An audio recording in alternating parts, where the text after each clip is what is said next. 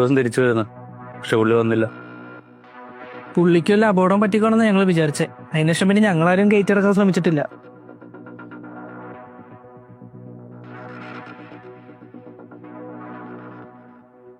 എനിക്ക് നിങ്ങൾ ഓരോരുത്തരുമായി സംസാരിക്കണം,